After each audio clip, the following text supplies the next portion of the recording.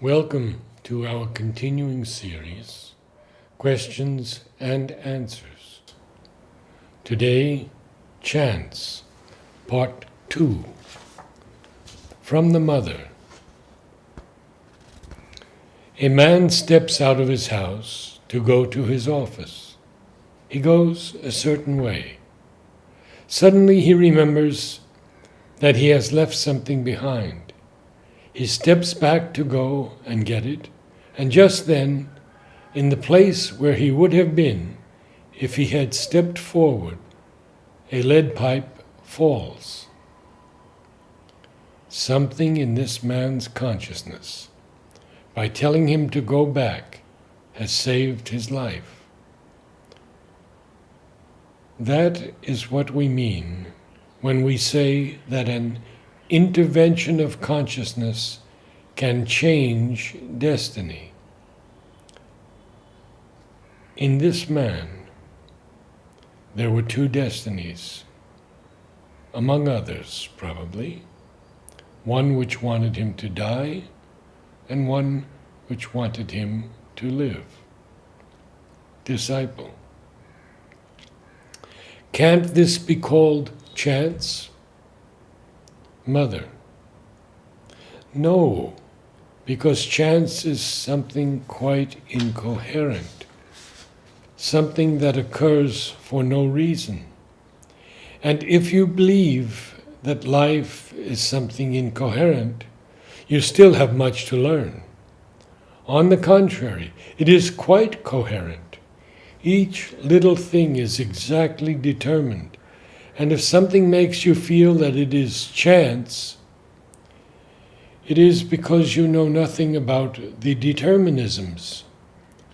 They are completely beyond you, because there are innumerable interweaving laws, and you know nothing about them.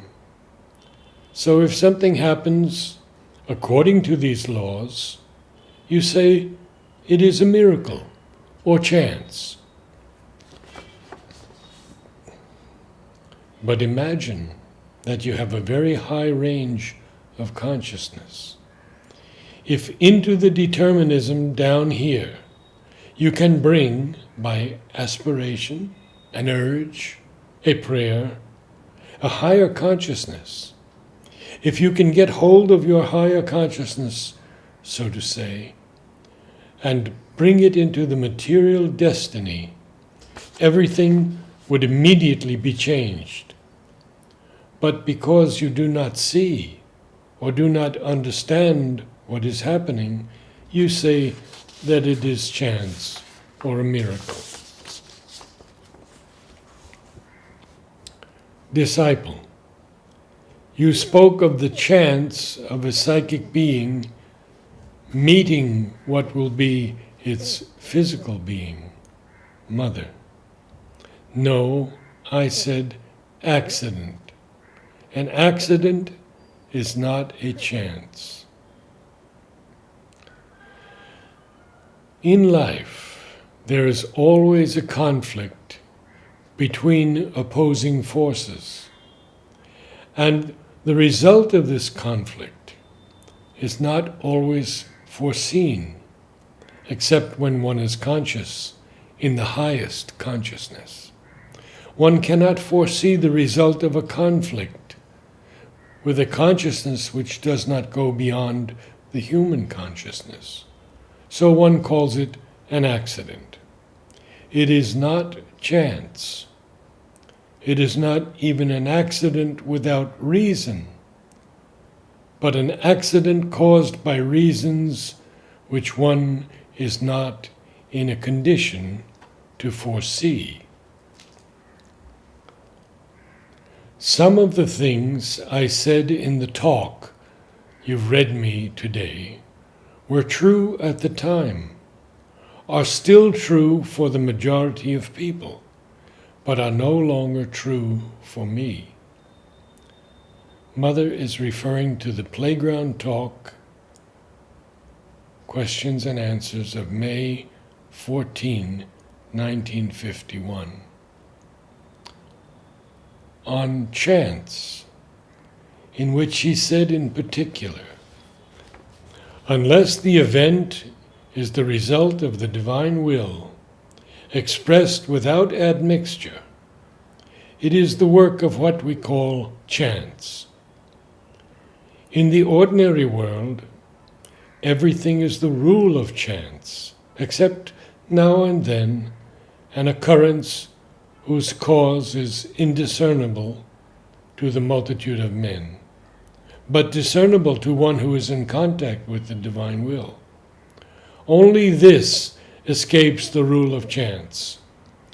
To the present vision, there is nothing that isn't willed and doesn't come purposely, not exactly deliberately, but with a precise aim in view. And it is at the same time a complete, multifaceted, and integral whole, which is why it is very difficult to grasp. But now the thing is very clearly felt.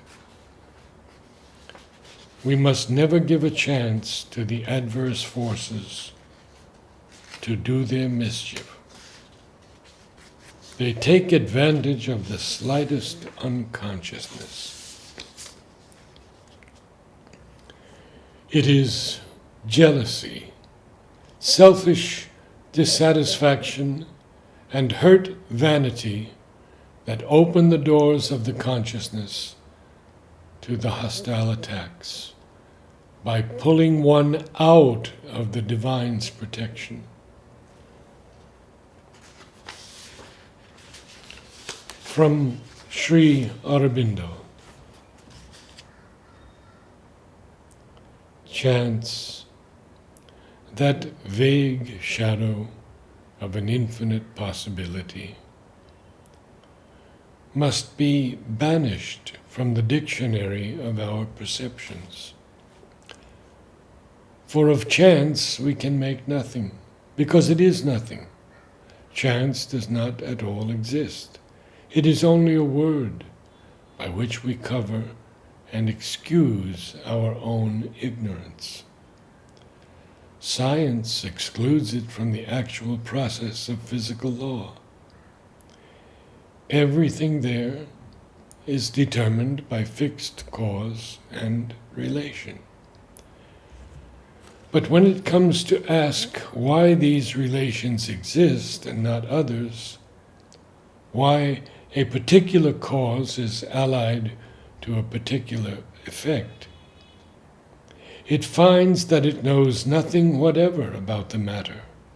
Every actualized possibility supposes a number of other possibilities that have not actualized, but conceivably might have. And it is convenient then to say that chance, or at most a dominant probability, determines all actual happening, the chance of evolution, the stumblings of a groping inconscient energy which somehow finds out some good enough way and fixes itself into a repetition of the process. If inconscience can do the works of intelligence, it may not be impossible that chaotic chance should create a universe of law. But this is only a reading of our own ignorance into the workings of the universe.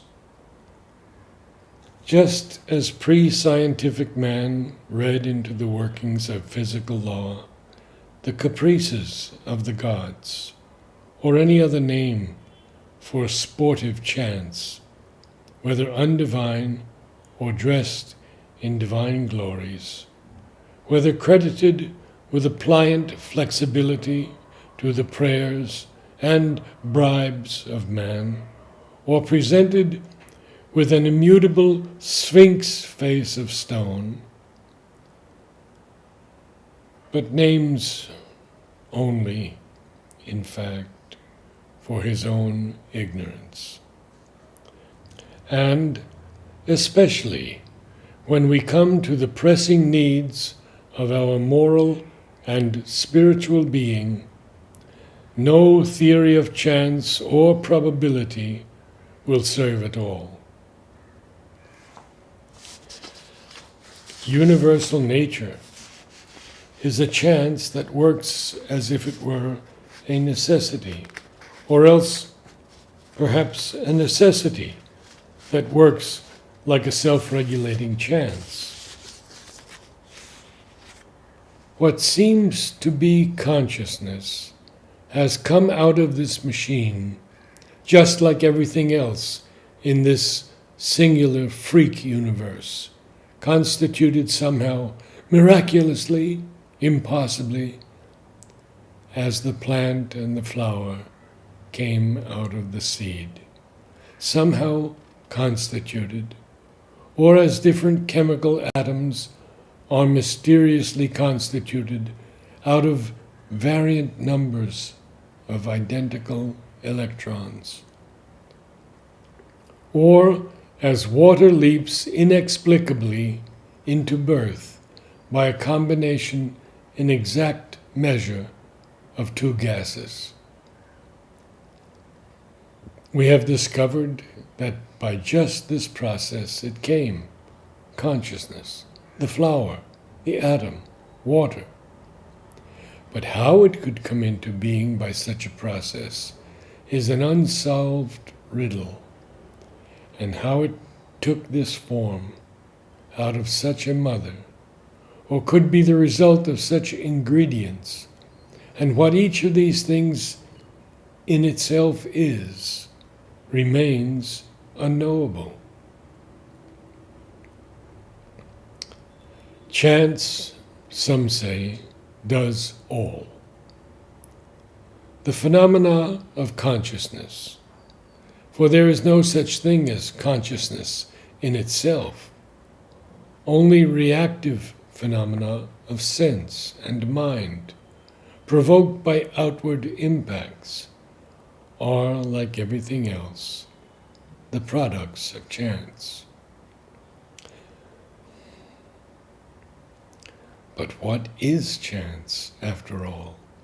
It is only a word, a notion formed by our consciousness to account for things of which we have no true knowledge, and it does not account for them. When we do not know how or why a thing came to pass, we escape by saying it was chance. We do not truly know how or why the universe happened, or things in the universe, so we say, chance made it, chance did it. An intellectual escape, nothing more. If we said, a selection, mysterious to us, out of infinite possibility, then there would be some truth and some profundity in our thinking.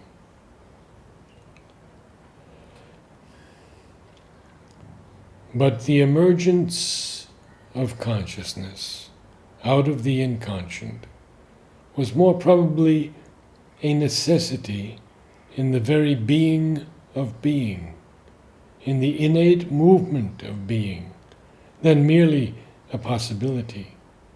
Necessity, then? An inevitable determination in nature, or a self-determination in the conscious spirit? Our life is not an illusion, nor a delirium, nor is nature a maya, a fabricator of dreams, or a dealer in vanities, as certain religions would have it. Nor is one the outcome of a blind force, or the trick of a blind, self-regulating chance, the other an unconscious power, as it must be if the materialist dogma were true. Our life is neither a freak of God nor a freak of nature. It has a conscious plan, although a secret plan, a significance, although an occult and mystic significance. There is nothing in all that to contradict the dictum of the great scientist, Sir C.V. Raman. Raman said once that all these scientific discoveries are only games of chance. Only when he says that scientific discoveries are games of chance, he is merely saying that human beings don't know how it works out. It is not rigid predetermination, but it is not a blind, inconscient chance either. It is a play in which there is a working out of the possibilities in time. Namaste.